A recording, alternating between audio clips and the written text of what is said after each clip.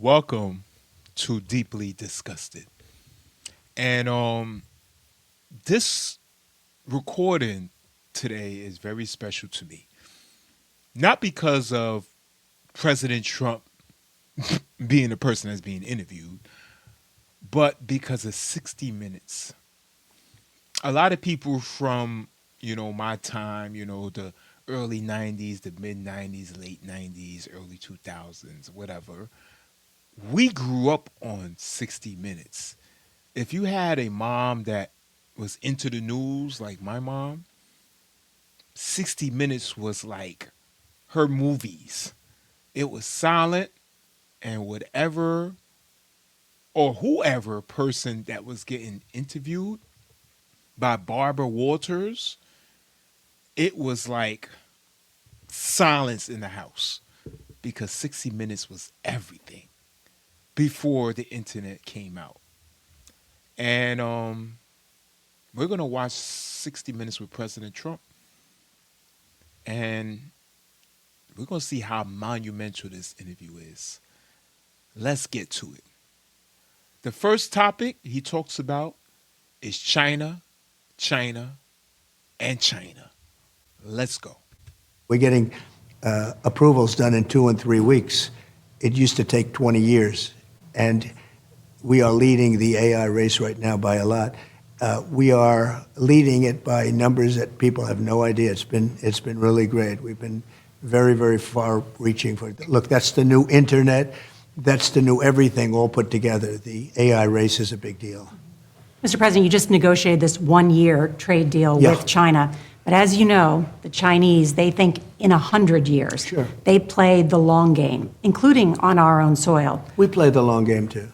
Our own intelligence agencies say the Chinese have infiltrated parts of the He had to throw that in. American power grid and their water systems. They steal American intellectual property and Americans' personal information. They bought American farmland. How big of a threat is China? It's like That's what I could never understand. How can another foreign country invest in another country's farmland? Right? Most Americans don't even own any land. The bank owns it. But then you can be a foreign country and you could come here and you could basically just buy a whole bunch of land, just buy it up. And they probably bought it out full. Like no bank, nothing. They just bought it all out. Bought it all out. So you're eating food from foreign entities on American soil. That's crazy. everybody else. We're a threat to them, too. Many of the things that you say, we do to them. Look, this is a very competitive world, especially when it comes to China and the U.S., and we're always watching them, and they're always watching us. In the meantime, I think we get along very well, and I think I think we can be bigger, better, and stronger by working with them as opposed to just knocking them out. The economy, they can produce things that we don't want to produce because it's not really worth our while. Making undergarments, making this, certain things. We don't want to do that, and we can buy them inexpensively from other places in the world while we can lead the world in AI and chips and lots of other things. He basically saying China makes shit products that nobody really wants. He's basically saying China makes shit products that are cheap and nonsensical. They're like daily items like underwear, socks, toothbrush, Q-tips. He's basically saying that is not the United States priority.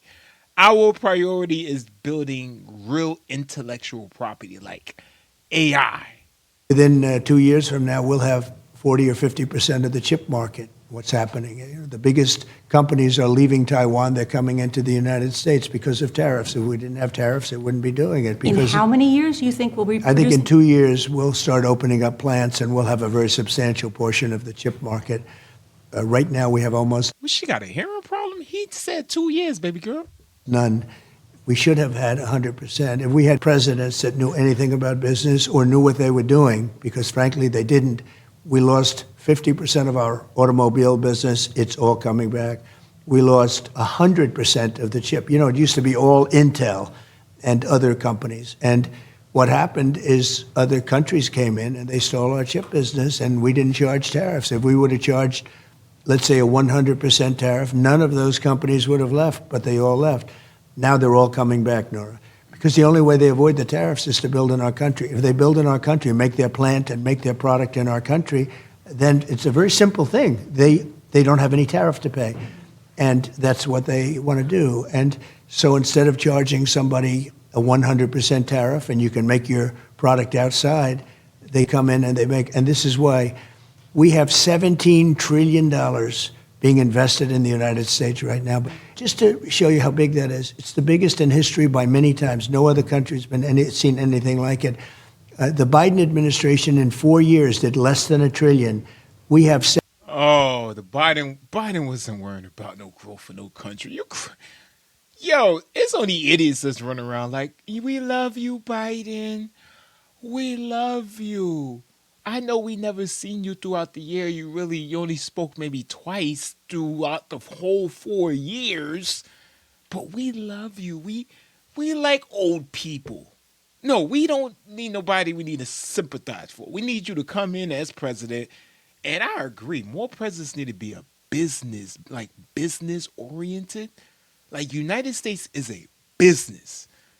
I know y'all get distracted by the he's and the she's and all this stuff that's not going to do nothing for your generation that's already left behind. We have a lot of catching up to do. A lot of catching up to do. 17 trillion, more than $17 trillion right now, and I'm in my 9th month. By the time we finish up, I think we're going to have over $20 trillion invested. 9 months. I swear I feel like Trump been president for 2 years. He only been president for 9 months? Wow. In the United States, or to be invested in the United States. How will that trickle down to the average worker? Because of jobs, because they're building plants. We're bringing back the auto industry into our country. We lost 58% of the automobile manufacturing business to other countries. You know, we used to be the king of automobile and automobile manufacturing, and now we're not really the king anymore, as you know. Within a year and a half, 2 years, we're going to be the king again. We're going to, as an example, I was also in Japan, as you know, in South Korea. We had the biggest Japanese companies are investing billions of dollars of building auto plants in the United States. If I weren't elected, we would be losing all of these jobs. We would be losing far more of the auto industry. We would be nowhere in chips. Our country would have been bankrupt, and we would have had a bigger welfare roll. Yo, if President Trump was not elected and it was Biden or Kamala, we would have been, all the streets in America probably would have been pink. They would have expanded welfare and forgotten about everything else. Now building. The cities would have, literally, it would have been up to 800 murders in every city. And you would have had Kamala on there, the black woman, she would have been on the TV saying, guys, we did it. We did it. I knew I could pay attention. I could rely on y'all. Our cities are good. We're eating good. Everything is going just so well. Meanwhile, y'all are still getting y'all snap, and y'all going deeper and deeper into poverty, and your family members are dying every single day. A country that's going to be so strong. I don't know if you saw the last numbers in terms of employment. They're all non-government jobs, not just government. Government jobs are easy. I could immediately do anything I want with government jobs. I just say we're going to add on 1 million government jobs, and you're going to say, oh, what wonderful numbers. They don't mean anything. We are building jobs at a level that nobody's ever seen before. But when all of these plants that are currently under construction and to be under construction, when they open, we're going to have an economy like our country has never seen before, the strongest economy in the world. We're doing very well. By the way, the stock market just hit, perfect timing for your show, just hit an all-time high. We're doing really well, Can I ask you, when the stock market is doing well, that doesn't affect everybody, not everybody's invested in the does. stock Oh, it market. does, it does. But there have been, grocery No, prices are up. 401ks, people have 401ks.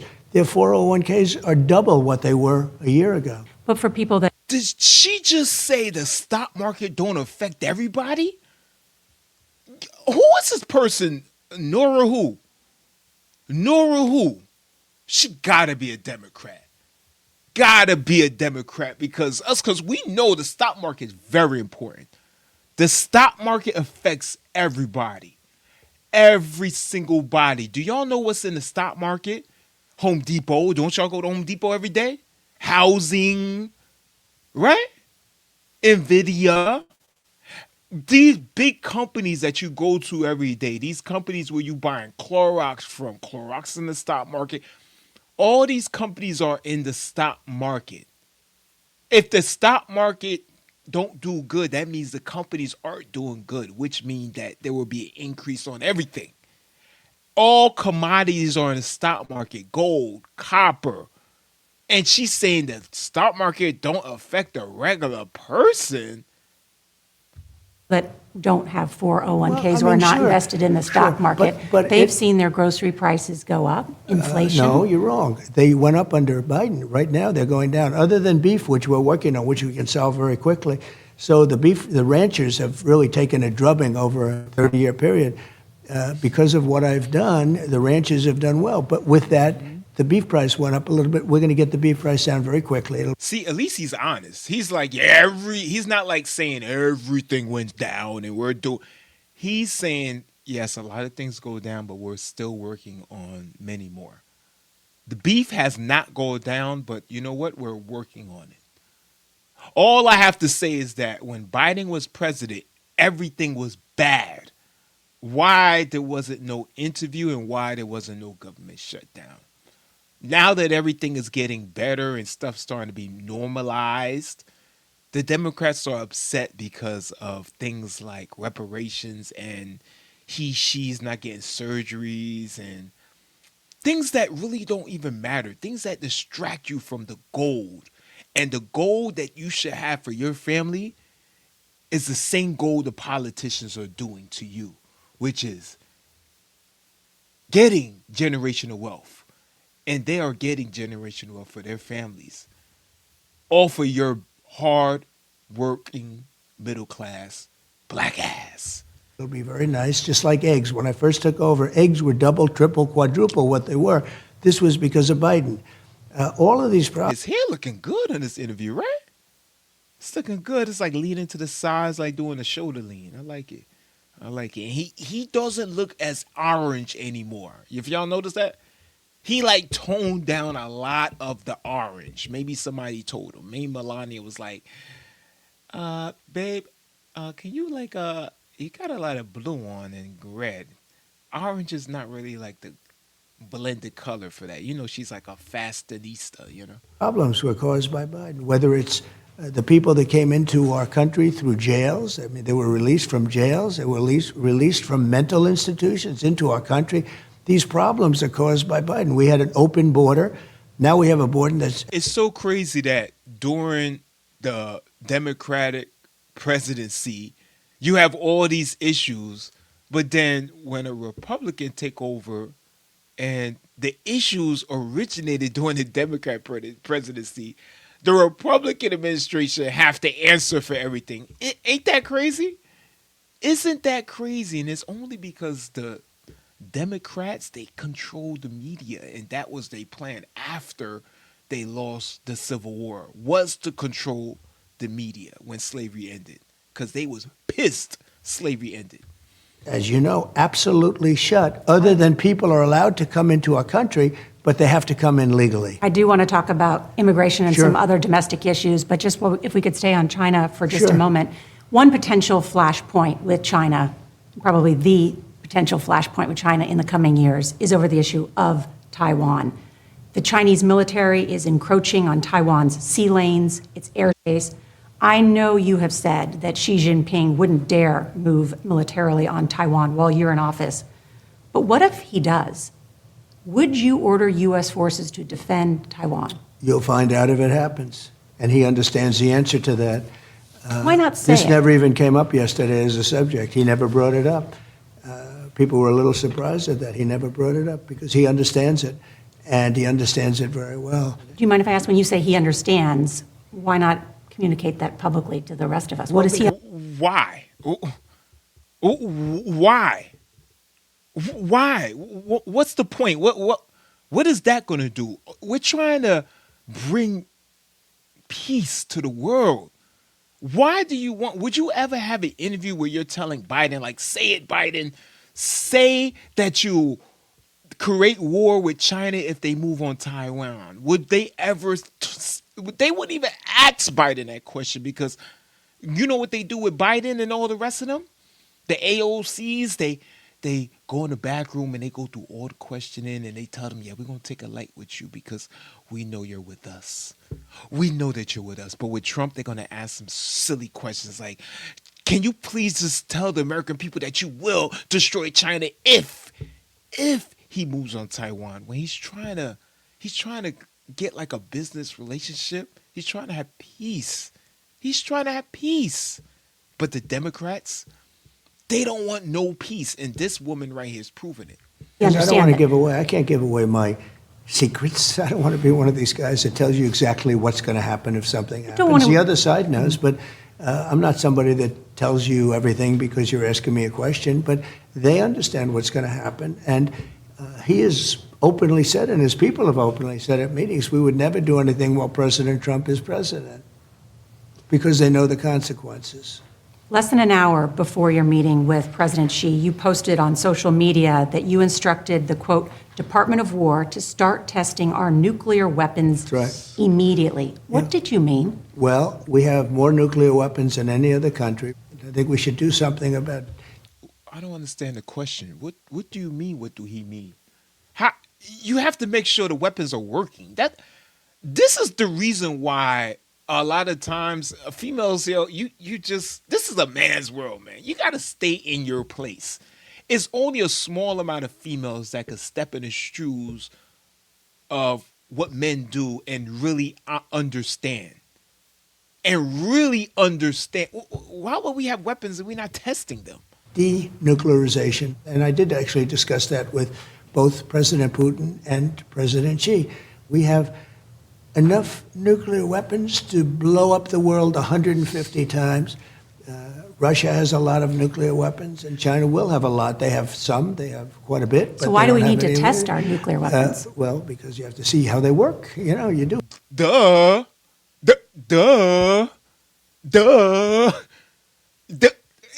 She knows the answer, but you know what it is? They want to entertain the American people. They want to entertain all the people that don't like Trump. So they're going to ask silly questions like, why are we testing weapons that we might have to use one day? Is it working, ma'am? You have to. And the reason I'm saying testing is because Russia announced that they were going to be doing a test. If you notice, North Korea is testing constantly. Other countries are testing. We're the only country that doesn't test, and I don't want to be the only country that doesn't test. Are you Damn right. You test, I test. What y'all doing over there? Y'all testing? What you testing out? All right. You know what? We're about to start testing too, goddammit. saying that after more than 30 years, the United States is going to start detonating nuclear weapons? for I'm testing? saying that we're going to test nuclear weapons like other countries do, yes. But the only country that's Now she's going to change the wording because she want to cause controversy. Now it goes from testing. He keeps saying testing. You know when you're testing the mic when you're about to start a show? She's saying now she changed testing to detonation.